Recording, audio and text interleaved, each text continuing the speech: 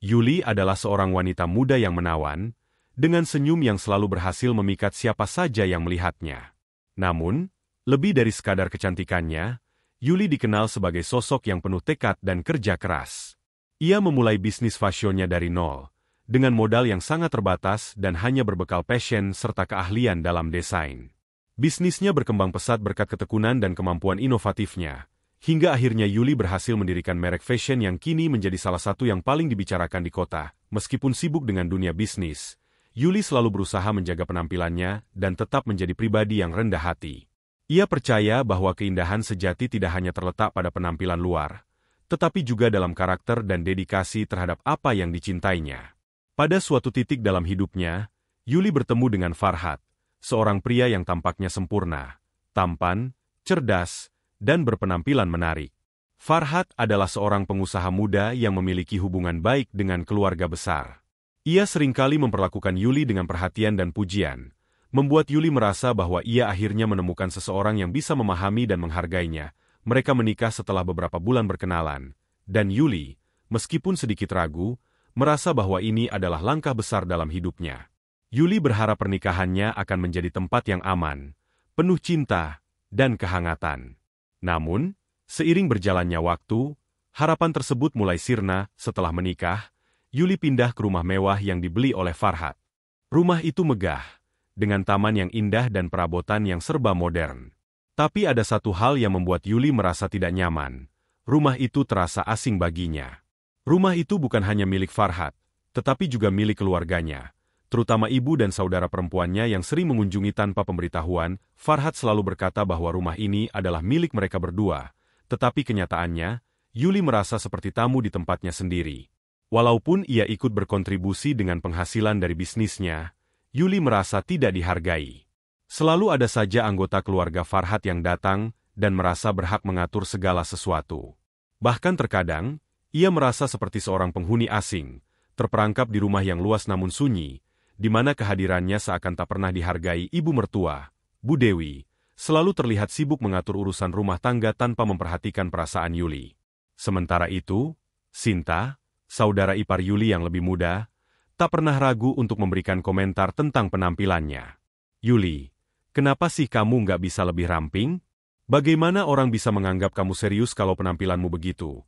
Serga Sinta dengan nada yang nyaris selalu terdengar meremehkan Farhad, meskipun sering terlihat baik dan penyayang di depan Yuli, tidak pernah membela atau melindunginya dari komentar-komentar pedas dari keluarganya.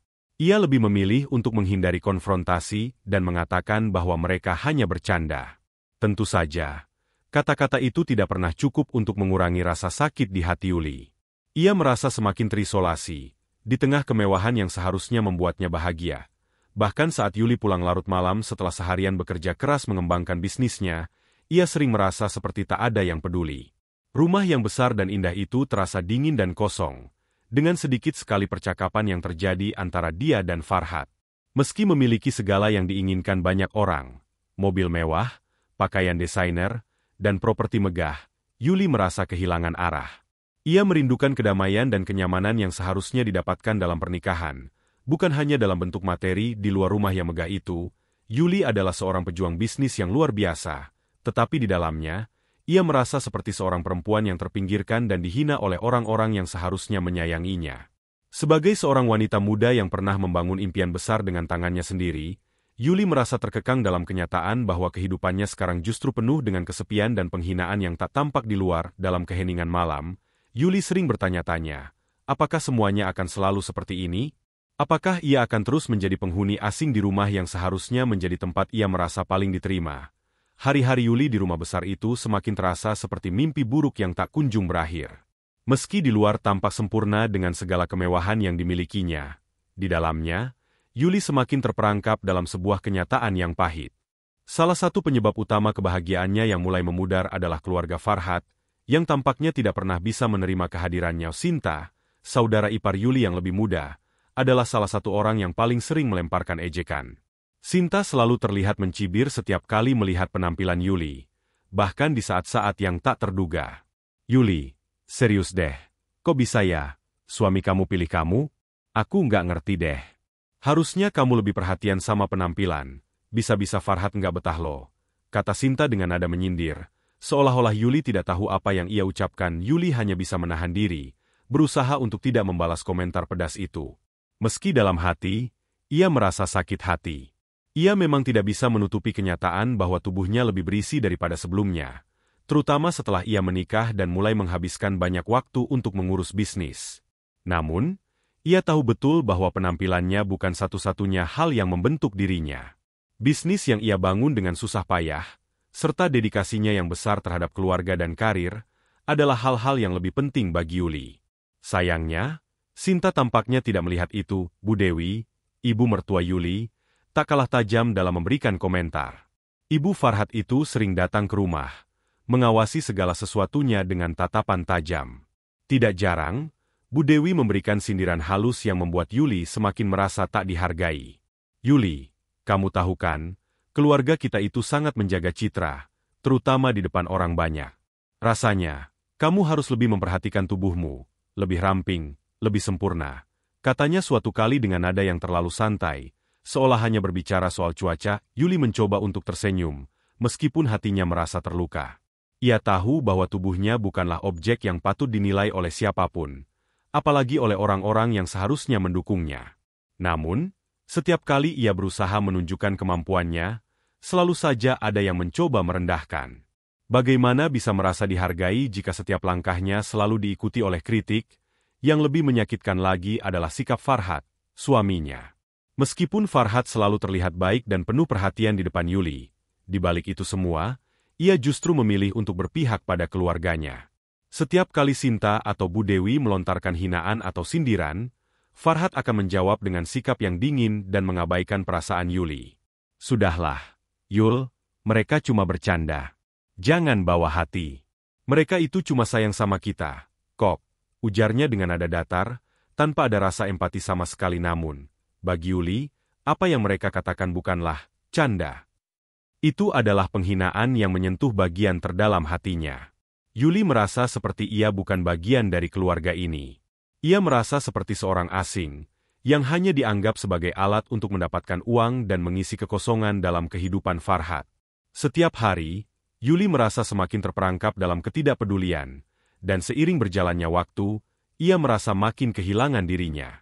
Pada suatu malam, setelah sebuah pertemuan keluarga yang berlangsung penuh ketegangan, Yuli tak tahan lagi.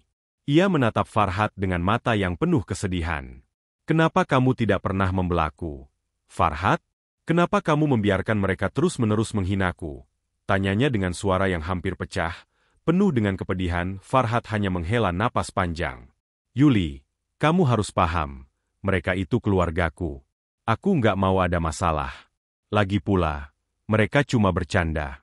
Kamu harus bisa menghadapinya, jangan terlalu dibawa hati," jawab Farhat, menghindar dari pertanyaan Yuli dengan alasan yang semakin membuat Yuli merasa seolah-olah ia tidak berarti apa-apa dalam hidup suaminya. Setiap kata yang diucapkan Farhat terasa semakin menusuk, seolah ia bukan suami yang seharusnya melindungi istrinya.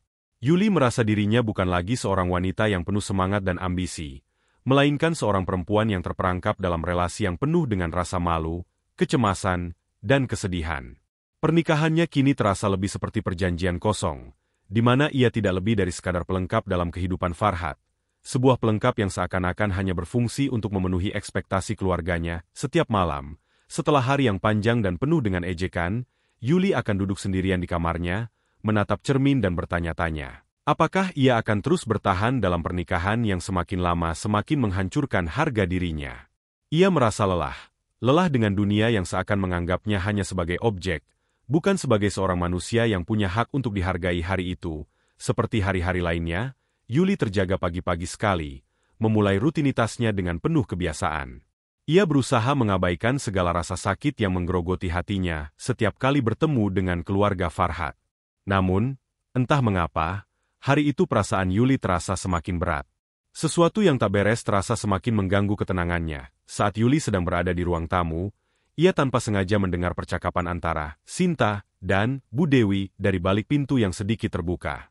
Mula-mula suara mereka terdengar biasa, namun semakin lama, pembicaraan itu semakin menyakitkan. "Gimana sih, Yuli itu, ya?" Berat badannya makin bertambah. "Loh, kayaknya sih," Farhat bakal kecewa deh kalau dia terus-terusan begini. Suara Sinta terdengar jelas di telinganya. Iya, ya? Aku jadi bingung. Farhat itu kan pantas punya istri yang lebih apa ya? Lebih pas lah, gitu. Jangan sampai malu-maluin keluarga. Balas Bu Dewi dengan nada yang penuh sindiran. Yuli merasa seolah dunia runtuh di hadapannya. Setiap kata yang mereka ucapkan mengiris hatinya, lebih dalam dari yang bisa dibayangkan.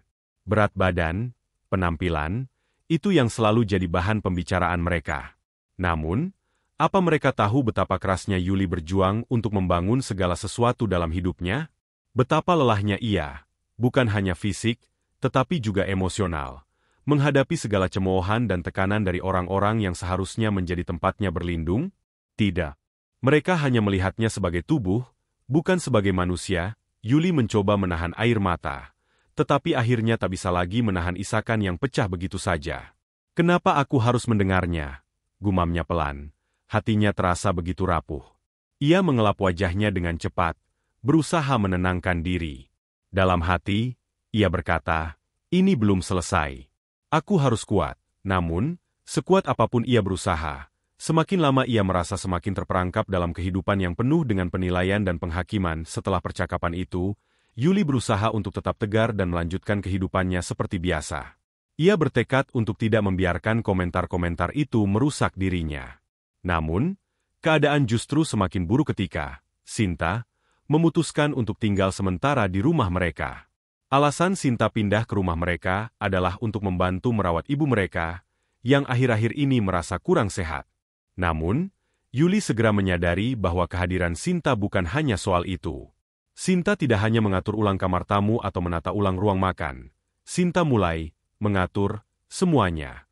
Mulai dari cara Yuli mendekorasi rumah hingga hal-hal kecil lainnya, yang tak jarang mengabaikan keputusan Yuli sebagai pemilik rumah. Suatu hari, setelah pulang dari rapat bisnis, Yuli menemukan Sinta sedang mengganti tata letak furnitur di ruang keluarga, tanpa meminta izin sebelumnya. Beberapa barang yang Yuli miliki, yang telah menjadi bagian dari kenangan masa lalunya, dipindahkan begitu saja. Sebuah foto pernikahannya dengan Farhat yang terletak di meja tamu juga digeser, seolah tak ada makna di balik itu semua. Sinta, kenapa kamu geser-geser barang-barang ini? Tanya Yuli dengan suara yang berusaha tetap tenang. Meskipun hatinya sudah penuh dengan kekesalan, Sinta menoleh dengan senyum lebar, seolah tidak ada yang salah. Aku cuma bantuin sedikit. Kok, bukannya kamu juga pengen rumah ini terlihat lebih rapi dan modern? Ini pasti jauh lebih baik. Jawabnya dengan nada yang terkesan meremehkan, seolah menganggap Yuli tidak tahu apa-apa tentang mendekorasi rumah. Yuli terdiam sejenak, mencoba untuk menenangkan emosinya yang mulai meledak. Dalam hatinya, ia merasa semakin tidak dihargai. Bahkan untuk urusan rumah tangga yang seharusnya menjadi haknya, ia tidak bisa membuat keputusan sendiri.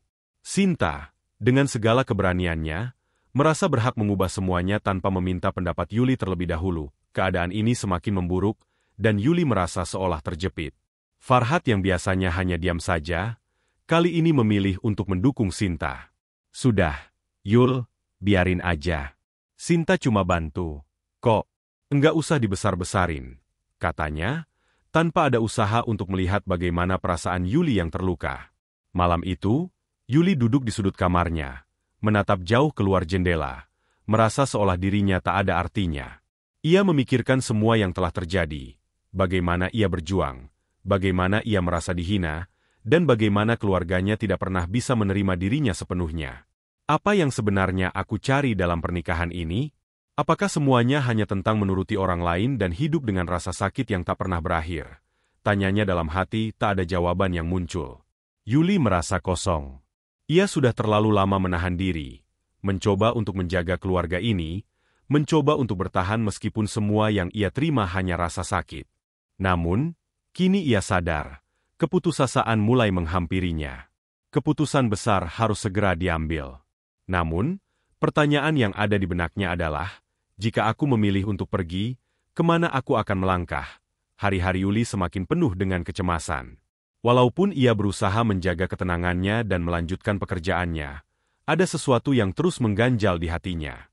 Kecurigaan itu dimulai saat ia memeriksa laporan keuangan bisnis fashion yang ia bangun dari nol.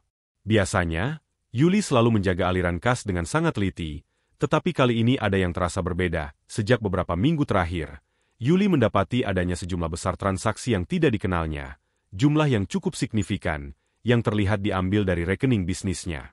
Ia memutuskan untuk memeriksa lebih dalam, menggunakan sistem yang sudah biasa ia gunakan untuk memantau keuangan perusahaan. Transaksi-transaksi itu mencurigakan, karena tidak ada persetujuan atau izin dari Yuli untuk pengeluaran tersebut. Bahkan, beberapa dari transaksi itu tak tercatat dengan jelas untuk apa dan untuk siapa. Dukungan dari Rani sangat berarti, tapi bukan hanya dia yang membuat Yuli merasa lebih baik. Ketika Rani mengajak Yuli untuk bertemu dengan ibunya, Bu Ina, seorang wanita yang bijaksana dan sudah banyak makan asam garam kehidupan, Yuli menemukan perspektif baru tentang dirinya sendiri. Bu Ina yang menyimak cerita Yuli dengan penuh perhatian, akhirnya berkata dengan tenang, "Kamu harus mulai berhenti menganggap dirimu tidak berharga, Yuli. Kamu lebih kuat dari yang kamu pikirkan. Tapi jika kamu terus menuruti apa yang orang lain inginkan, kamu akan selalu terperangkap dalam peran yang mereka buatkan untukmu." Kata-kata Bu Ina menghantam Yuli dengan keras, tetapi juga memberi pencerahan. Selama ini, Yuli terlalu fokus pada harapan orang lain, terutama Farhat dan keluarganya, sampai ia lupa untuk mengutamakan dirinya sendiri. Sebuah kesadaran mulai muncul dalam hatinya. Mungkin selama ini ia terlalu takut untuk menuntut apa yang seharusnya ia dapatkan.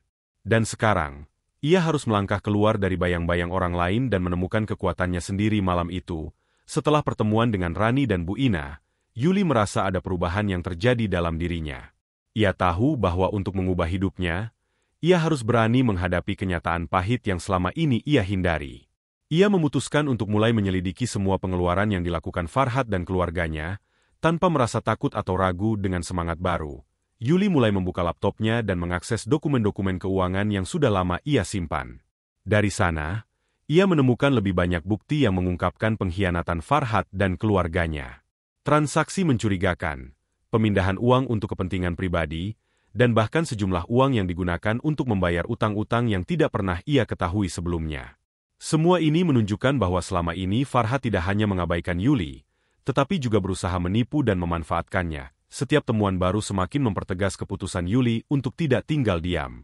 Ia menyadari bahwa selama ini ia terlalu tergantung pada Farhat dan keluarganya, takut untuk melangkah sendiri dan mengungkap kebenaran. Namun kini, semuanya berbeda. Yuli merasa seperti terbangun dari sebuah mimpi buruk. Ia memandang dirinya dengan cara yang berbeda, sebagai seorang wanita yang mampu mengubah hidupnya. Meski menghadapi kenyataan yang sulit, salah satu perubahan terbesar yang terjadi dalam diri Yuli adalah keputusan untuk mulai merawat dirinya. Selama ini, ia sering merasa minder karena tubuhnya yang lebih gemuk dari standar kecantikan yang ada. Namun, kali ini ia memutuskan untuk tidak hanya memperbaiki kondisi fisiknya, tetapi juga memperbaiki cara ia memandang dirinya sendiri. Ia mulai mengikuti program latihan untuk menjaga kesehatannya, berfokus pada diet yang lebih seimbang, dan lebih peduli terhadap kesejahteraan mentalnya. Yuli tahu bahwa perubahan ini bukan hanya soal penampilan fisik, tetapi juga tentang bagaimana ia merawat diri dan menghargai dirinya sebagai pribadi. Hari demi hari, Yuli mulai merasa lebih kuat, lebih percaya diri, dan lebih sadar akan nilai dirinya. Ia tahu bahwa ini adalah perjalanan panjang, tetapi setiap langkah yang ia ambil memberinya kekuatan untuk menghadapinya. Dalam beberapa minggu, ia melihat perubahan signifikan dalam dirinya, baik secara fisik maupun mental. Namun, yang lebih penting, Yuli merasa bahwa ia telah menemukan dirinya kembali, seorang wanita yang penuh potensi dan layak mendapatkan kebahagiaan. Dengan keberanian yang baru, Yuli membuat keputusan penting. Ia akan menghadapi Farhat, tidak hanya untuk mengungkapkan segala kebohongan yang telah terungkap, tetapi juga untuk memberi dirinya kesempatan untuk memilih jalan hidup yang lebih baik. Bukan hanya untuk dirinya, tetapi juga untuk masa depannya yang bebas dari belenggu ketergantungan pada orang lain. Yuli tahu bahwa perjalanan ini tidak akan mudah. Namun, ia kini percaya pada dirinya sendiri lebih dari sebelumnya. Ia telah menemukan kekuatan dalam dirinya yang selama ini terkubur, dan kini, dengan tekad yang baru, ia siap untuk memulai babak baru dalam hidupnya. Sebuah babak yang penuh dengan harapan, kebebasan, dan kebangkitan. Hari itu, udara terasa tegang dan penuh ketegasan, seperti ada badai yang siap meletus. Yuli berdiri di depan cermin, menatap dirinya sendiri dengan penuh keyakinan. Wajahnya yang dulu penuh keraguan kini terlihat lebih kuat, lebih tegas. Setelah minggu-minggu panjang menyelidiki dan merasakan beratnya penindasan, ia akhirnya tiba di titik ini. Momentum yang telah lama ia tunggu di hadapannya. Farhad duduk di sofa. Tampak tenang tapi ada sesuatu yang berbeda di mata Yuli. Ada rasa tidak nyaman yang tampaknya ingin ia sembunyikan. Yuli menarik napas panjang sebelum duduk di hadapannya. Dengan tangan yang sedikit gemetar, ia meletakkan tumpukan dokumen di atas meja. Dokumen-dokumen yang telah ia kumpulkan selama ini, bukti-bukti pengkhianatan dan penipuan yang telah dilakukan oleh Farhad dan keluarganya. Yuli tidak bisa lagi membiarkan dirinya dipermainkan Farhad. Suara Yuli terdengar lebih tegas daripada yang ia duga. Aku sudah tahu semua yang terjadi.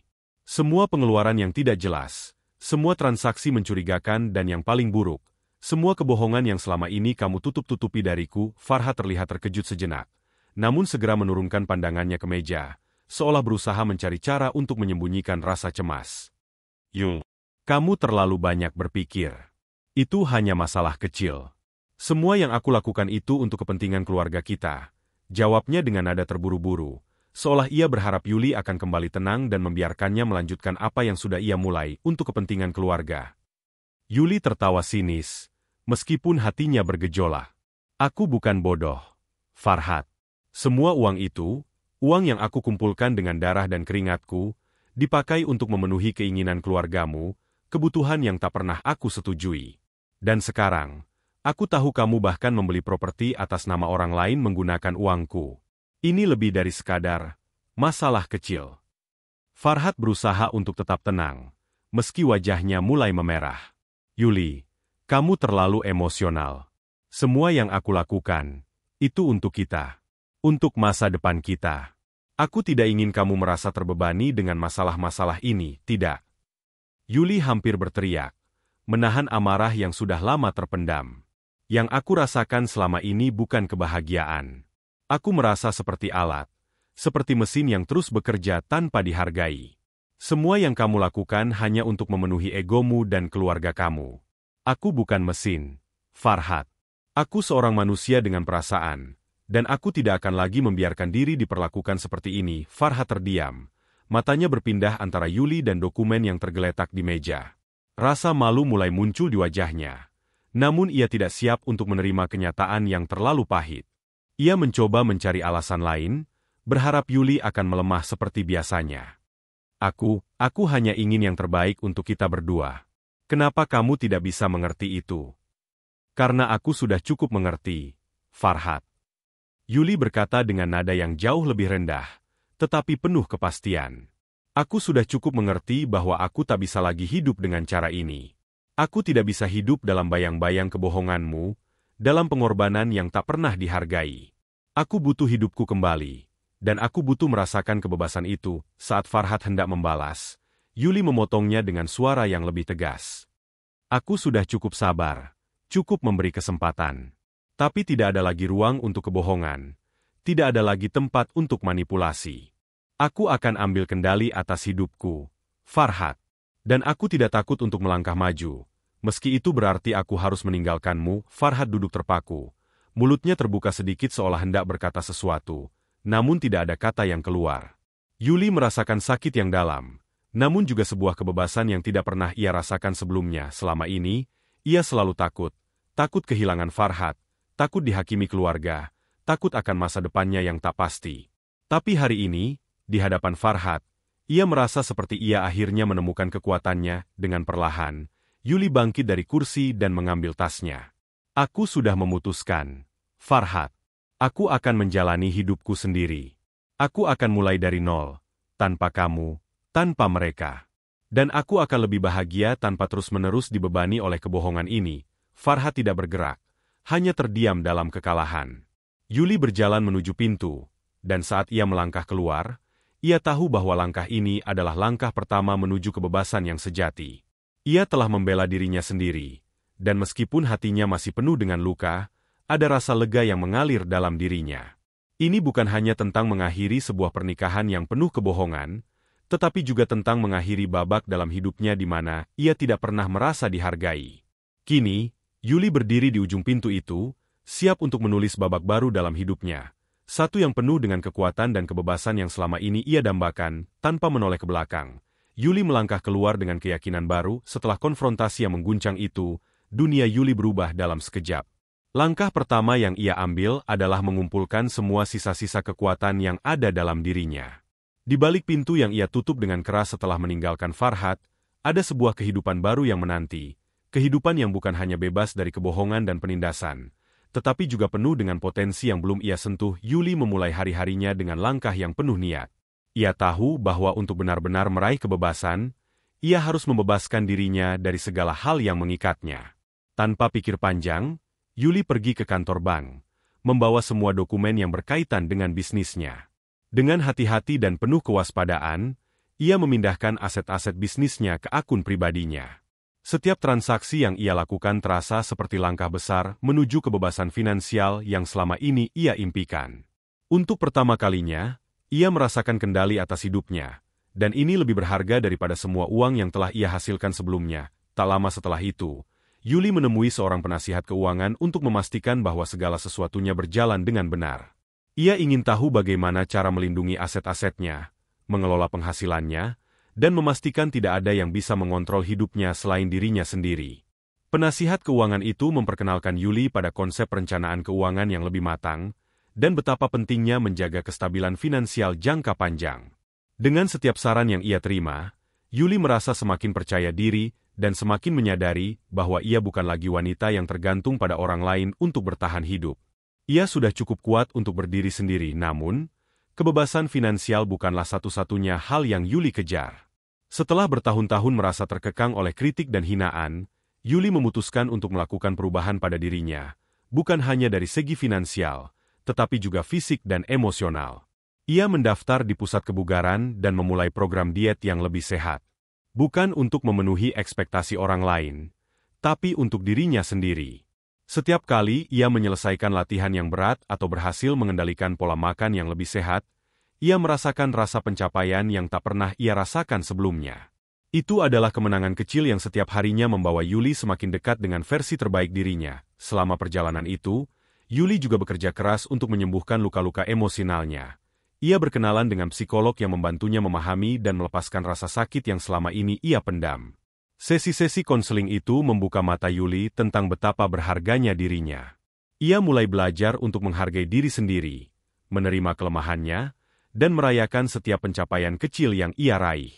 Perlahan, Yuli merasa emosionalnya pulih, dan ia mulai melihat dunia dengan cara yang berbeda. Tidak ada lagi rasa takut akan penolakan. Tidak ada lagi perasaan bahwa ia harus memenuhi standar orang lain untuk merasa berharga. Yuli mulai menemukan kebahagiaan yang sejati. Ia kembali menjalani hidup yang penuh dengan gairah dan semangat. Bahkan, ia menemukan hobi baru yang selama ini ia lupakan, menggambar. Setiap goresan di kanvas terasa seperti ekspresi dari kebebasan yang baru ia temukan. Dunia yang dulu terasa sempit dan penuh dengan tekanan kini terbuka lebar.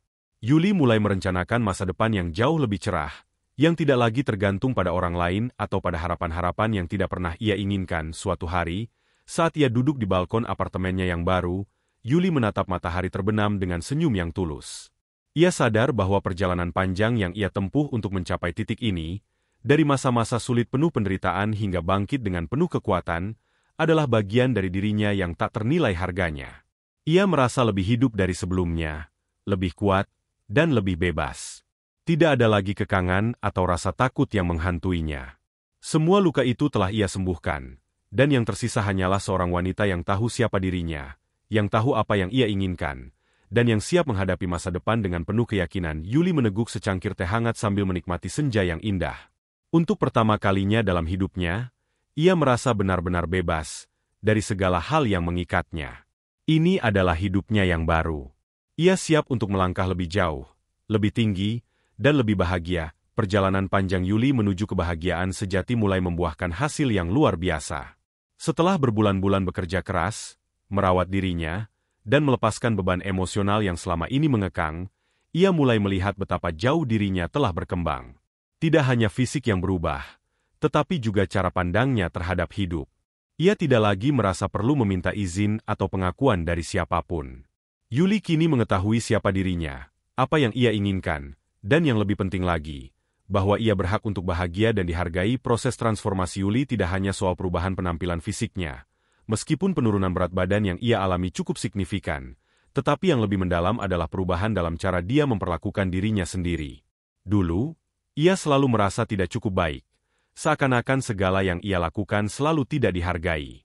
Kini, ia belajar untuk merayakan pencapaian-pencapaian kecilnya. Setiap hari adalah kesempatan baru untuk menjadi versi terbaik dari dirinya sendiri. Dia berhenti memandang dirinya sebagai orang yang harus membuktikan sesuatu kepada orang lain, dan mulai menghargai betapa berharganya dirinya. Secara fisik, Yuli mulai merasa lebih energik dan sehat. Rutin berolahraga dan makan dengan lebih bijak membantunya merasa lebih kuat, tidak hanya dari luar, tetapi juga dari dalam. Setiap kali ia menatap cermin, ia tidak hanya melihat perubahan fisik, tetapi juga sebuah ekspresi kepercayaan diri yang tidak pernah ia rasakan sebelumnya. Ia merasa semakin nyaman dengan tubuhnya dan menyadari bahwa kecantikan sejati datang dari bagaimana ia merasa tentang dirinya sendiri, bukan dari apa yang orang lain katakan. Namun, yang lebih membanggakan bagi Yuli adalah bagaimana bisnisnya semakin berkembang pesat. Bisnis fashion yang ia bangun dengan susah payah kini berada di jalur yang benar. Tanpa intervensi Farhad atau keluarganya, Yuli berhasil memimpin perusahaannya dengan penuh keyakinan. Ia mengatur setiap keputusan dengan cermat, mulai dari pemilihan desain hingga strategi pemasaran, dan hasilnya sangat memuaskan. Toko-toko yang ia buka di berbagai kota mulai ramai dikunjungi, dan produk-produknya menjadi favorit di kalangan konsumen. Yuli merasa bangga karena semua yang ia capai berasal dari kerja keras dan dedikasinya sendiri. Ia membuktikan bahwa ia bisa sukses tanpa harus bergantung pada siapapun, tanpa harus didefinisikan oleh orang lain. Setiap hari, Yuli merasakan kepuasan yang luar biasa. Ia tidak hanya bangga dengan kesuksesan bisnisnya, tetapi juga dengan proses yang ia lalui untuk sampai ke titik ini. Yuli menyadari bahwa ia telah membangun lebih dari sekadar sebuah bisnis. Ia telah membangun kembali dirinya sendiri. Meskipun masa lalu penuh dengan luka dan pengkhianatan, ia sekarang merasa bahwa masa depan adalah miliknya untuk diciptakan di luar pekerjaan. Yuli mulai menikmati hidup dengan cara yang belum pernah ia lakukan sebelumnya. Ia berpergian, bertemu dengan teman-teman baru, dan bahkan mulai menjalani hubungan yang lebih sehat dan saling mendukung. Kehidupan sosialnya kembali hidup, dan ia merasa diterima, bukan hanya oleh orang lain, tetapi yang lebih penting, oleh dirinya sendiri. Setiap malam, sebelum tidur, Yuli duduk di tempat tidurnya dan merenung. Ia menulis dalam jurnalnya, mencatat pencapaian-pencapaian kecil dan besar yang ia raih. Ini bukan hanya untuk mencatat apa yang ia capai, tetapi juga untuk mengingatkan dirinya tentang perjalanan panjang yang telah ia tempuh. Ia merasa berterima kasih untuk setiap pelajaran, setiap langkah yang membawanya ke titik ini. Ia sadar bahwa kebahagiaan tidak datang begitu saja.